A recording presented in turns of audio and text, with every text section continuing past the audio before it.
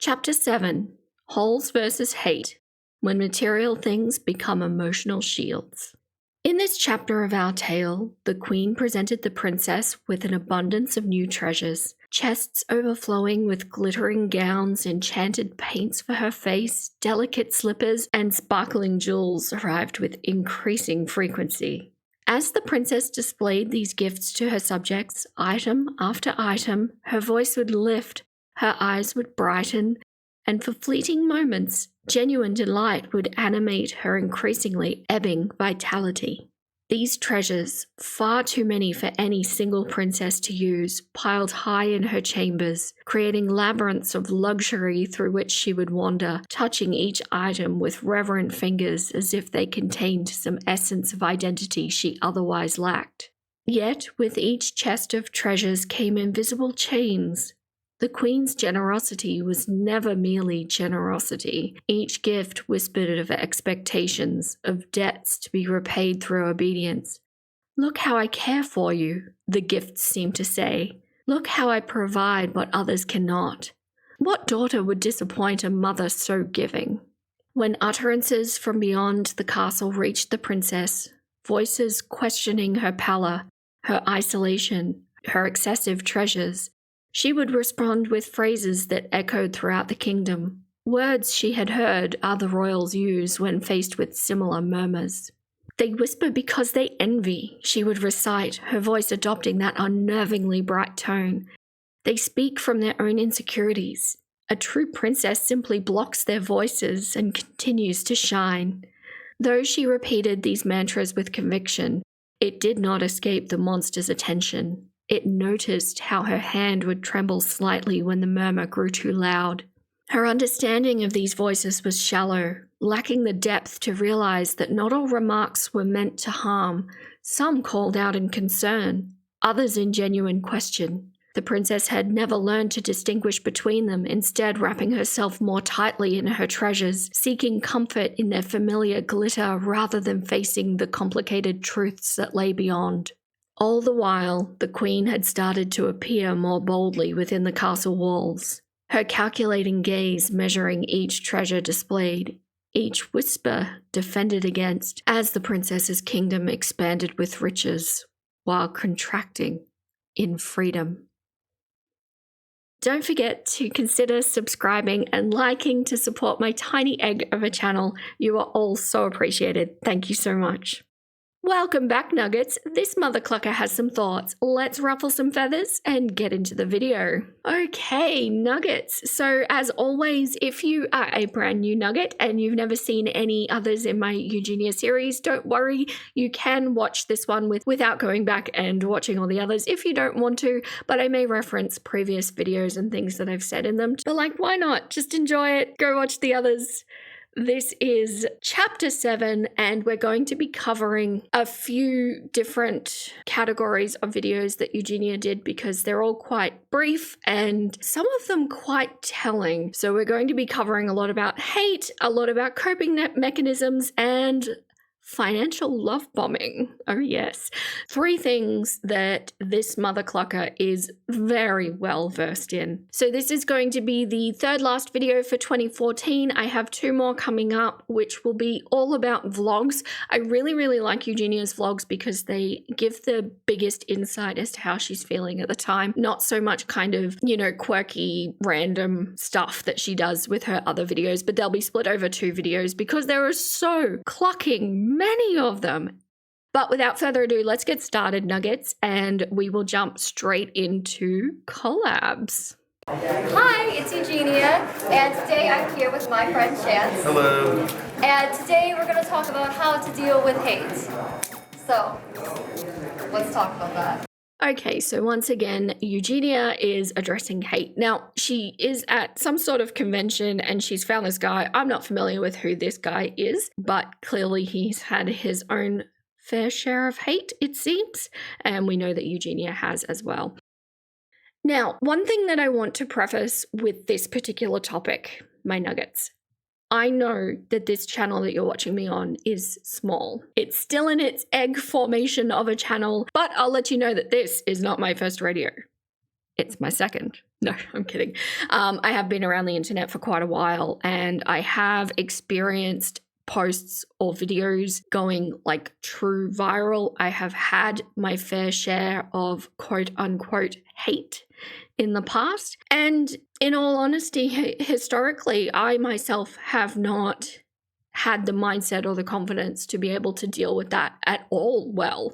And it made me feel very, very horrible. But when I was starting this channel, due to the nature of such polarizing subjects that I cover, I was aware that it didn't matter what I say, what stance I take, what opinions I share or perspectives I share, I am going to annoy somebody, because with these people, there's very rarely kind of this gray area of people going, yeah, they're all right.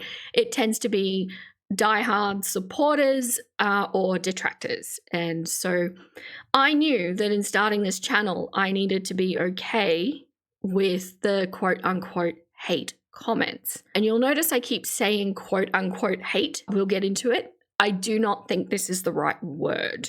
First step to dealing with hate. Ignore it. Yeah, ignore it. Okay, so ignoring, shall we call them negative comments from here on in? With this segment, my nuggets, I want to really highlight how I think Eugenia was and still is dealing with hate incorrectly. But I would also like to offer at least what I've got in advice for anybody who's thinking about putting themselves or their craft or their expertise out on the internet, or maybe you've already started and you're really, really struggling with this. Take what you will from it, but I have some very strong thoughts on this. So firstly, ignoring it. Yes, this is a true thing to say on the surface. However, I think this is a very simplified level of understanding what's going on here. And while I do think it isn't wise to, get in the mud, so to speak, with people who are stirring up controversy or trying to get a reaction out of you, but there is so much more to understanding what's going on than to just simply say block or ignore or, whatever the case may be. Let's continue though. I have much more to say. Especially if they're hating on something that you love to do, then that they don't matter because you're doing it because you love it, not because of like, oh, I want to be popular or whatever. Like, if you love it, then don't. Who gives a fuck what other people think? Exactly. Like, it really doesn't matter at all. So on one hand, I think this is really good advice. You absolutely should be putting things onto the internet that you love. I think if you're doing it for any other reason, it's going to make it a lot more difficult to navigate your mindset around into getting okay with these kind of negative comments. What I do disagree with is his stance to say that people don't matter. I think it kind of comes out as an umbrella term of kind of dehumanizing those that leave comments that you don't agree with or that might be hurtful to you. And why do I say that? The reality is whenever you're putting your art out there or your creation or yourself in any way onto the internet, as soon as you're putting it out there for people to react to or to view or to consume, you're kind of handing over at that point the rights on dictating how people will receive that information and how they will react to it. If you take literal art, for example, so I'm talking like a piece of framed art that goes into an art gallery, the painter or artist has put their heart and soul into this piece and then presented it to the world for reflection. With art, it's not always accurate to say that a positive reaction is the correct emotion to have. And the reality is that people might go to see paintings to evoke different reactions, different feelings within themselves to experience something. And although it's not as traditional, I do kind of see uploading YouTube channels or social media content as kind of the same way. So it's not for you as the creator to dictate how somebody is to react to it.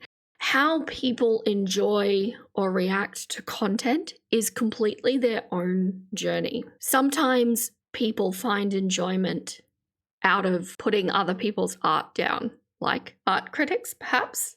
I know they don't always do that, but it's an example. Sometimes people get joy out of sparking chaos, like in the comments. Sometimes people want to be part of something great and try to build it up. Sometimes people want to express the joy that they've had in witnessing the art form, whatever it may be. What I'm trying to say, however people choose to interact with, say, my content, is not my business to dictate. And I think it's worth, a little thought exercise too. For example, if you were to write down a negative comment that you received, for example, and then branching off from that, write down every possible scenario that could have led to that person leaving that comment. There are a variety of reasons why people would do that, including but not limited to, they've had a rubbish day and they feel like they need to lash out. They are envious of your creation. They disagree with your creation. They are a rage farm or a bot and not actually human in any way, shape, or form. Maybe, just maybe, they're a teenager experiencing hormone soup, leaving comments that they may not leave when they're of an older age, for example. That is just a handful off the top of my head that I can think of. So I hope my message makes sense there. If you make the decision to put things out for the public to consume, you have to find a way to be okay with them reacting to it in the way that they feel joy to react to it, if that makes sense. And also just like on the internet, I mean, there's like a lot of like hateful people. Like when I posted like that twerking video, which was a joke, I got so much hate for that. And I think we really need to be mindful of really broad-reaching statements like that. It's kind of like very black and white thinking in the sense that, oh, there are hateful people out there on the internet, and then there are the nice supporters. Okay, but that's not how people land. It's not a 1 or a 0. This is not a binary system going on here. Like, I know it's human nature to lash out and to try and make it okay in your head. But when you're using umbrella terms like that, oh, there's just hateful people on the internet, really all you're trying to do is categorize a certain type of person in your head and put them into that little pigeonhole, and they can just be labeled as haters. But the world is not quite that simple. Humanity is not quite that simple. If you can find a way to legitimately let go of your own feelings that are inspired by other people's actions, there's a tremendous freedom in that. And I personally don't really delete comments. If they are heading into, the hate speech kind of realm, I will. And YouTube, I've noticed, does some themselves. But for the most part, I am just allowing people to interact with my content the way they see fit. Let's continue. I don't know, I never understand like when people like leave like a really like hateful comment. I mean, obviously like, that really doesn't matter because I don't see like what people like want to say something mean. I'm just like, if you don't like something, then just like don't comment, like don't just like, like leave negative stuff.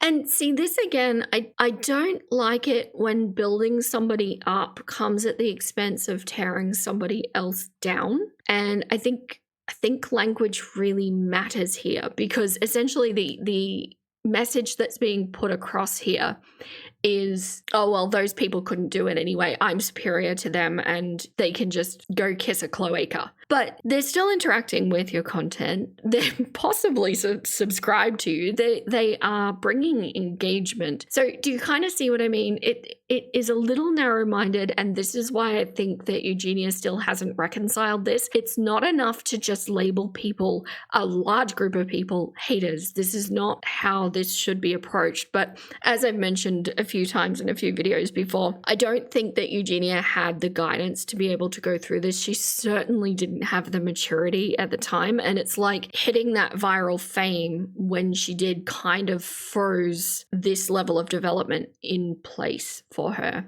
And that's certainly not the case with everyone, but it seems to be the case with her. Okay, but moving on, next video. Okay, so before we get into it, Nuggets, I just want to say at this time in my life, a little bit earlier and through this time, it is when I went no contact with my mother and fully broke away from being trapped in that metaphorical tower with her.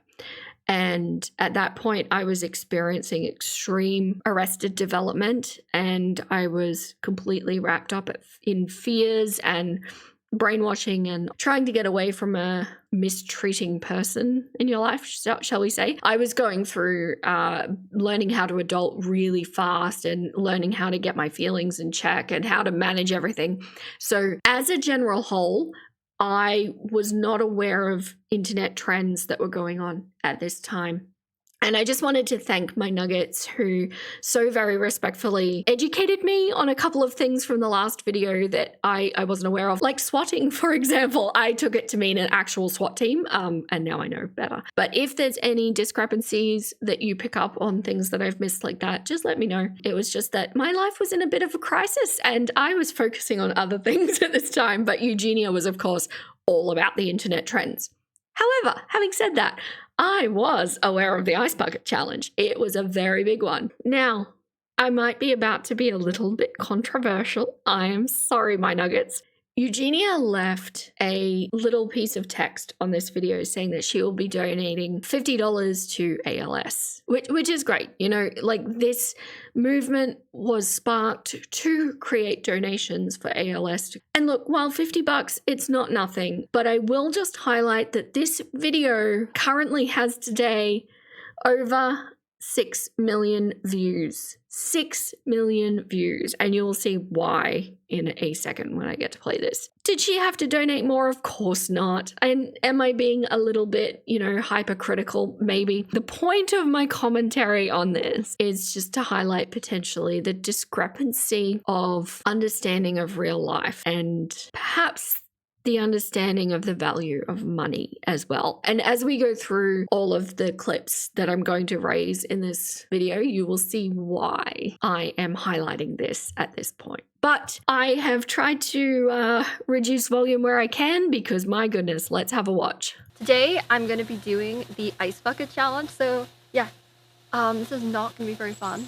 I actually have the ice right here that's going into that bucket and it's really cold. It's for a good cause though, so that's good. So here we go. I'm actually really scared to do this. Not yet. No. Here we go. No. Wait, you didn't say hi to people yet. Hi, people. You gotta get to know them first. Oh my gosh, I'm gonna die. You're gonna die. It's cold. I'm gonna ruin my cold. hair. It's cold. Oh my gosh, cold. not yet, not yet, not yet.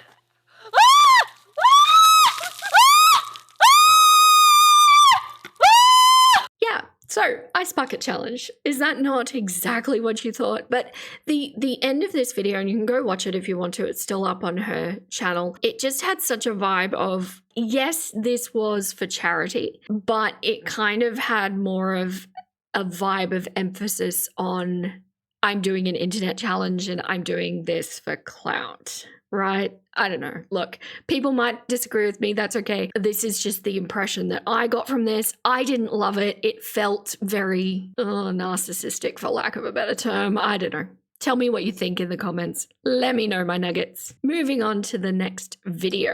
Hey guys, it's Eugenia. So today I am going to be playing a new game out for Xbox One on Connect called Shape Up. The game actually came out today and Ubisoft was kind enough to send me out a copy of the game to try out and to sponsor this video that I'm doing. I'm going to show you guys some gameplay from it and some clips of me actually playing this game. Okay, I mean, this was a clucking long video, and she really got a lot of sponsorship deals throughout 2014, which is saying something because these days she's like a very taboo topic for advertisers to be in connection with. But I think it's really clear the tone deaf vibe that's going on here. I'm kind of surprised this is still up and that like Xbox didn't request it being taken down or something like that because of where we wound up. This did not age well, in particular because this one is about fitness and health, and yeah, I mean, I don't need to go into it more, do I?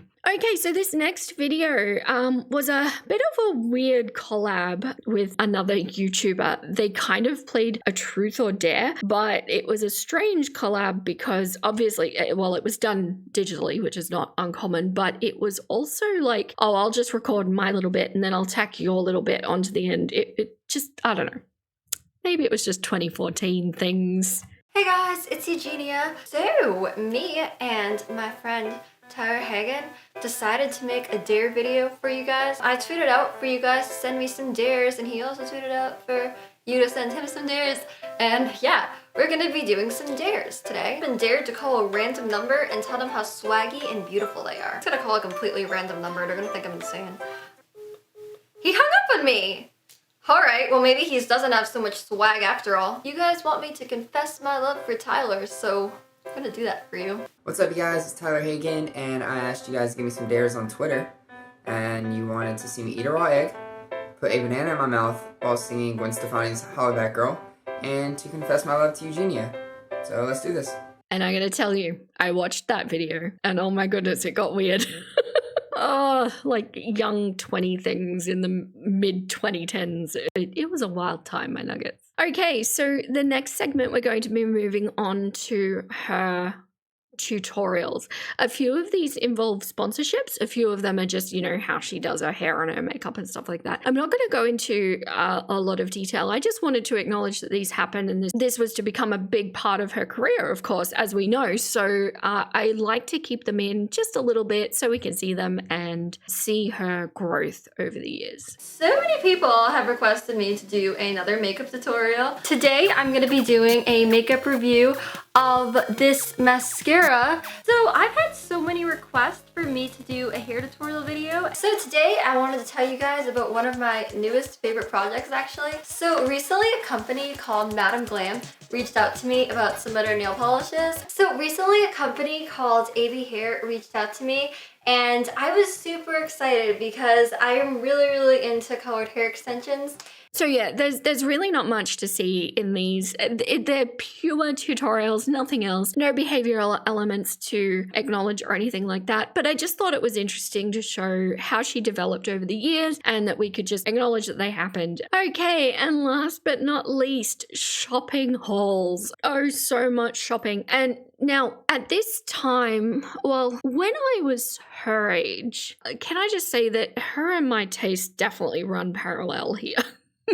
But I had definitely fallen into the realm of like making my own clothes at this time. So the concept of spending as much money on these kinds of things and so frequently throughout the year. Now, look, that might be completely normal for people listening. As a fully grown, responsible adult at this point, you know, the kind of adult where when something happens, you look around the room looking for the adult and then you realize, oh, it's me.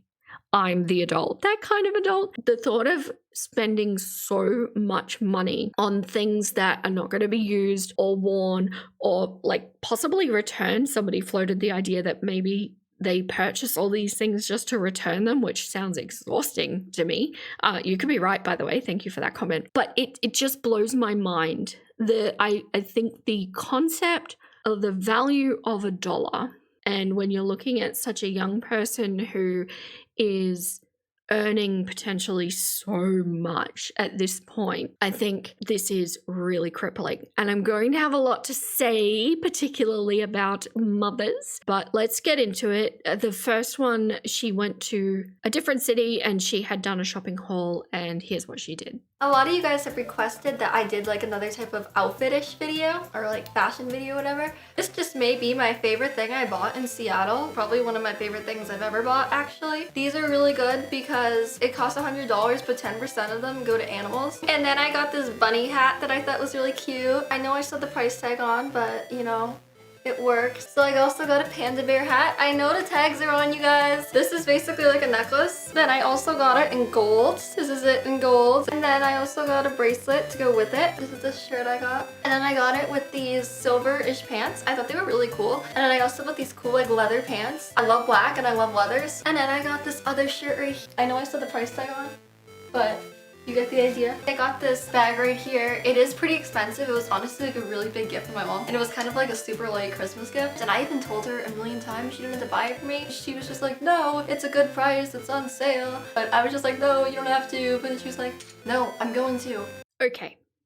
can we even begin to calculate how much money was basically handed over for this now trash? I have no doubt that it is trash now, and whether or not it all got worn, who the clock knows. Now, I know that I'm going to be a little bit biased with this, but this is my perspective and this is why you're here. I'm going to share my experiences with you. So when she says here that her mother insisted on buying her this very expensive purse, and I don't know how much is very expensive when somebody like Eugenia Cooney is saying very expensive, because I was floored at the $100 for the Spirit Hood. But anyway, that aside, one of my mother's greatest tools of control over me was money, was gifts. So the pattern that would happen is I would get so many gifts on like Christmas and my birthday, and it would just be an inundation of gifts. And you can see how many items were just bought there. I don't know how many Eugenia paid for and how many her mother paid for. I'm also not necessarily saying that her mother does this. These are just signs that I'm seeing based on my experience. What would happen when so many gifts or so many large gestures were given? Because I was also put through a private school that I didn't ask for and didn't know would have strings attached. But there is a pressure with receiving gifts like this, and not just on events, but like throughout the year, to have that person, the giver, turn around and say, well, why are you being so difficult? Why are you disagreeing with me? I got you blah, blah, blah. I just need you on this event to be a perfect little girl because I got you blah, blah, blah. How dare you have a feeling about this because I did blah, blah, blah, right? There's always guilt associated with these gifts in my experience. And I think that this is a form of like financial love bombing. All through my life, my mother did this. I also want to highlight that this is not a commentary on the Cooney's financial situations, but in my situation, we couldn't afford it. All through my childhood, I remember really having struggles with finances, and the electricity would always be turned off, and there was always angst around money and bills being paid. And yet, it was more important to my mother to have that element of control over me, to force me into being that perfect little doll that she could trot out in front of people as a perfect child. It was more important to her to have that than to have the electricity paid. And it took me a long time to see what was going on, because I think as a child, you don't really equate like, oh, I'm getting all these birthday gifts, but then we have our electricity turned off. You don't really rationalize that in the same way that you would when you're older. And I remember having a huge argument with my mother, and it was around a partner that she had throughout my childhood. This partner was very cruel to me as a child, and I confronted my mother when I was actually about Eugenia's age here, and I said, why weren't you there? Why did you not listen to me? Why didn't you believe me? And in true hysterical form, she just turned around and screamed at me, well, you were expensive and I needed somebody there to help pay. And it's like, oh, yeah. Hey, look, this is another one of those things I'm putting on the internet. You're welcome. So I'm not at all saying that my situation is exactly the same as the Cooney's situation at all. I'm just saying that I'm seeing all of the trivial items, all of the physical items that don't mean anything. And I'm seeing the insistence on buying something very expensive. And what I'm not seeing is true support for the obvious that's in the room and on the screen right now, doing the parenting where it matters. That's what makes me worry. But anyway, let's move on. Enough of a rant from me. So yesterday I finally got to, and I got a bunch of really nice letters and some really nice things from you guys. And I figured, why don't I make a video about some of the nice letters and nice things that you guys have sent me? Okay, so in this video, she really just goes through a whole lot of letters and things that she got in her PO box. And I do just want to highlight here that it is really clear that a great deal of these people that were sending her things were minors. And I don't know how young. Like, for example, one letter was sent with $2 in it. And it's just, it makes me worry. I want to stress, I don't have the answer to this because I do not think people should be silenced because of a condition that they have. But it's concerning. It is really concerning how many of these were so clearly like school-age children. And the video's there if you want to watch it. But I didn't want to go through and like call out anybody in particular. Just a nod to the fact that this happened. So I really love shoes, and I actually have so many pairs of shoes that I've bought throughout the years. I have like a lot of pairs. I have like a box with a bunch of them right over there, and I actually have a bunch more to the right of me also. Watching this was shocking. I'm showing you Nuggets some clips, and I gotta tell you, it's not even everything she showed. And even if we were to say that each pair was $50, which back then I think you could pick up a cheap pair of shoes for $50, but we know they're more than that. I mean, look at these things. But even if they were only $50 each, we're still looking at hundreds and hundreds and hundreds of dollars of shoes. These are not shoes that are going to last you years and years, and there's just like copious amounts of them. And I think what this is showing, because I really like to, when I'm doing these videos, this is not about Eugenia. It's really not. It's not about the people that I'm talking about. I do not think that Eugenia is going to watch my videos and then spontaneously get better. That's not what this is about. What this is about is identifying maybe similar things in these people that you are struggling with, or for me, things that I have struggled with and overcome, and be able to express maybe anything that might help.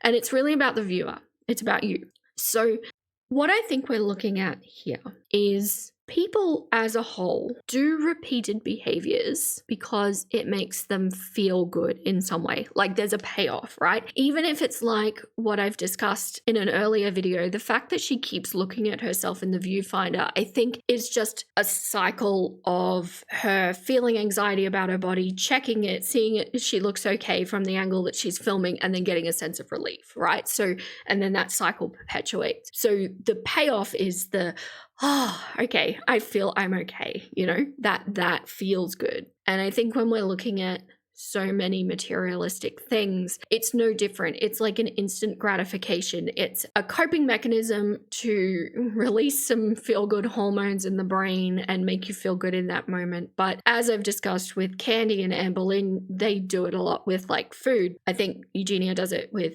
materialistic things, buying things, you know, the feeling of constantly getting something new. That there is a chemical thing that goes on in the brain, and it's a fickle coping mechanism. It's dangerous because pretty much anything that is instant gratification is not going to be beneficial for your mental health. I'm really struggling to think of an example. Nuggets, if you can think of an example of instant gratification actually being beneficial for your well-being, tell me, because I cannot think of one. And I forget what videos I rant about this in, so I apologize. I know some of you only watch Eugenia content, some of you watch it all, but this lesson is so important. When it comes to seeking those feel-good chemicals in your brain, it really needs to be something that is solid and beneficial to your mental health and sustainable. And when you're like prop loading, for example, or when you're mass buying things or surrounding yourself with things, playing computer games, scrolling through social media, all of these things are very, very short-lived. And as soon as you stop doing the activity, the feeling is gone.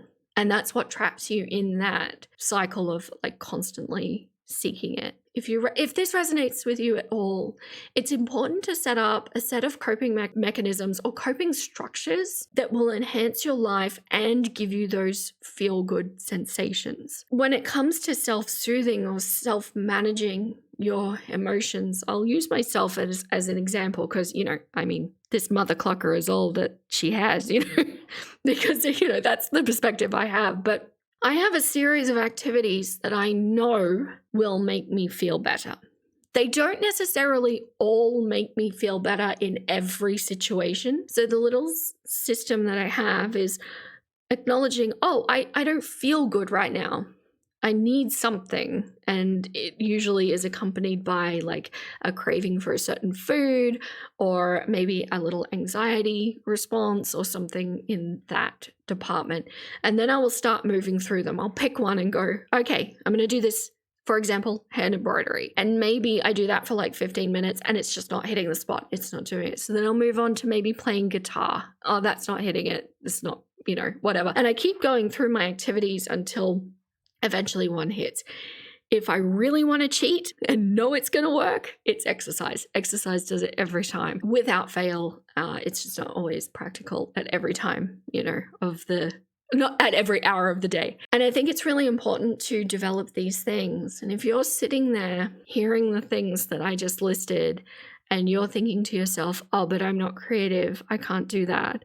Or I'm not fit enough, I can't do that. Or I'm not smart enough, I can't do that. Firstly, self-talk, very unhelpful. These are all skills. Nobody's born with these things. And when it comes to natural aptitude, really, here's how I view natural aptitude. It is beneficial for a head start on the learning. You get a little speed boost, like in Mario Kart when you hit the accelerate button at the right time, right? You get a little speed boost. And it's probably helpful for the elite forms of that thing. Like I'm sure natural aptitude matters in basketball at a professional level, for example. But we're just talking about hobbies, right? We're just talking about things that can make you feel good. You don't have to be good at them. If you are tone deaf and you really enjoy singing and that sparks joy and it gives you the good feelings in your brain, do it. Do it. Cluck what everybody else thinks. And so just try things, start inviting things into your life so that it's not from a point of, oh no, I couldn't do that, I'm not creative, or whatever it is that you're telling yourself at the moment. You can just try it. Just try it. See how it makes you feel. But very important, these materialistic things, they're not going to do it. Just never going to do it. And then you wind up in debt in the process. Super fun. That doesn't feel good. But that's the end of my rant. I'm going to keep going. So it's almost Halloween now, and today I went shopping and I bought a lot of like Halloweenish things. Okay, so again, if I said to you, oh, I need a costume for a Halloween party. I kind of said that awkwardly because I wouldn't be going to a Halloween party. But what that means to me is I will go locate a costume. One costume, right? I don't know how you interpreted this, but she just got so many things. And it's just this excess of purchasing, of buying, and I'd be really interested to know who's paying for it. I very much would.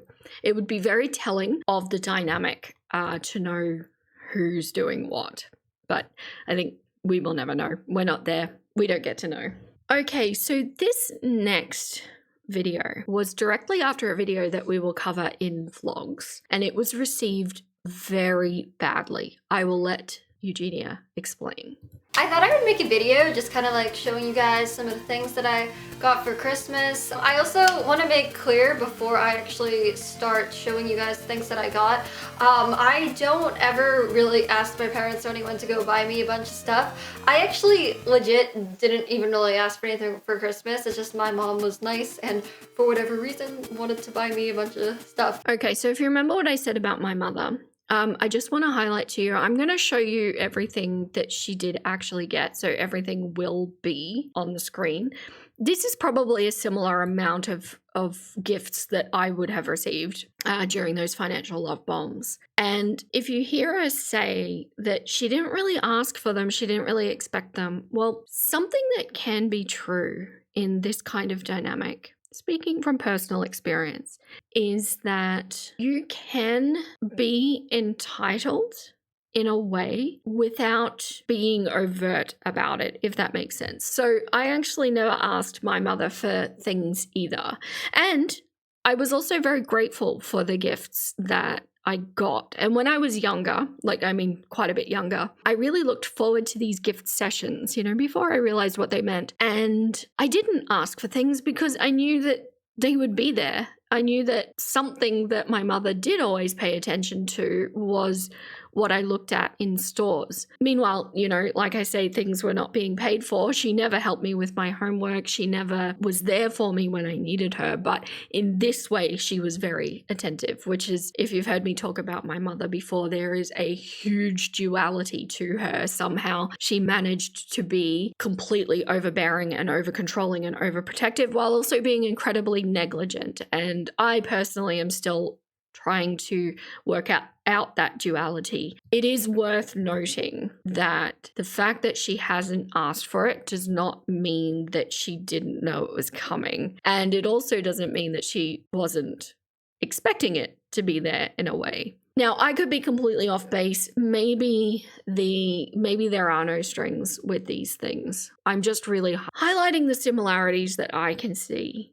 And when you consider that Eugenia is in her 30s now, in 2025, and she's still focusing on all of these materialistic, especially clothes and like makeup and hair things and everything, and she's still living with her parents, it does indicate to me that there might be an element of control going on. And I'm not at all saying that this is all her mother's fault. I don't think that. My life was not all my mother's fault, but it's too simple to say that it's all the mother's fault. There's a lot that goes into the creating and maintaining of this kind of situation. So as you can see, all of this moving through here, she just got so much. There is so much money here. Okay, so that was a lot, my nuggets, quite a heavy one. And I expect that as we move through, especially into vlog territory, and as we move through Eugenia's history on the internet, we're going to see more and more things like this, because this is why I wanted to start my YouTube channel. This is why I wanted to highlight these things, because in case any of you find yourselves trapped in these things, and by the way, if you're consuming this for entertainment, you go with your good self. I don't mind. But if you're here to get something out of it, I hope that something that I said resonates with you. And maybe take a good look. What are you spending your time on? What are you investing your skill time in? Everything in life is a skill. Outside of your like autonomic nervous system, everything is a practiced skill. Overeating is a practice skill, you know, to sustain that and to not feel sick. You have to practice and work at that. Being fit is a skill. Being creative is a skill. Doing nothing and lying on the couch all day is a skill. Avoiding things is a skill. And so it's worth really having a look at, what are you spending your time and effort doing? And from what I see in this video, Eugenia is putting all of her time into amassing things around her to get those feelings, to feel good, to maybe have that dopamine hit. And I mean, it's clearly not working, right? We all know how this ends. It doesn't work. I mean, I'm a little bit biased because I run a very minimalist lifestyle now anyway. I am the anti-hoarder, but there's a really good quote in Fight Club when they're talking about the material possessions, and that is, the things you own end up owning you. And I find that to be so true, because when you start getting into that world of, oh, I just need the newest thing, I need the fastest phone or the newest car, or, you know, whatever it is, you start getting into that world, and all of a sudden you find yourself possibly in debt, but you also find yourself in the world of expectation. You know, you start to convince yourself that people are expecting you to keep up with everything, and then before you know it, you need a new car every year, and you somehow rationalize that in your head, and you need the nice new designer clothing because that only helps your image and your job. And you need your bath towels and your hand towels and your bedding to all match because, you know, those people come over and they'll need to see it. And these things all start piling on you. So something that starts out as, oh, I just bought this new thing and it's all shiny and it feels so good, turns into debt and responsibility and just weight that lives on your shoulders. My goodness, quite the lesson. Look, I hope I've articulated myself properly through this. There was a lot of kind of brain dumping stuff because there are so many lessons in these videos to be had. And please don't at all take, I'm not, you know, holding myself up as the pinnacle of, perfection in this. Not at all. I am speaking all from my own mistakes and having walked it, and I don't know, hopefully it helps you. But that's all the clocks I have left to give today. Stay golden, my little nuggets, and I'll catch you next time. Hey! I'm gonna go watch another video.